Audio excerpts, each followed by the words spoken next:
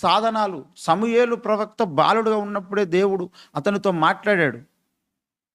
ఆయననే గొప్ప ప్రవక్త అయ్యిండు. ఇశ్రాయేలును నడిపించే నాయకుడు, ప్రవక్తగా అందరినీ దేవుని మార్గంలో నడిపించగలిగిండు. నీకు వయసు సరిపోదు, మీరు చెప్పొద్దు అంటే మరి ఎవరు చెప్పాలి? ఎవరు చెబితే మార్చుకుంటారు, దిద్దుకుంటాడు? దిద్దుబాటు ఎవరైతే అసహ్యించుకుంటారో వారు ఎవరు చెప్పిన వినరు. నేను చెప్తే బాలుడిని, నేను చెప్తే ఎవనొస్తున్నా అన్నారా? నా ఏది సరిపోదు అన్నారా?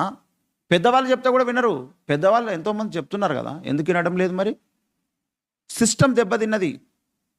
ఈ రోజే సిగ్గుపడడం కాదు, రేపు న్యాయపీఠం ముందు కూడా సిగ్గుపడాల్సి వస్తుంది మీ యొక్క బోధలు దిద్దుకోకపోతే. మీ బ్రతుకులు దిద్దుకుంటారో దిద్దుకోరో అది మీ ఇష్టం. బోధలు ఖచ్చితంగా దిద్దుకోవాలి. ప్రతి డినామినేషన్, ప్రతి బోధకుడు బోధను దిద్దుకోవాల్సిందే.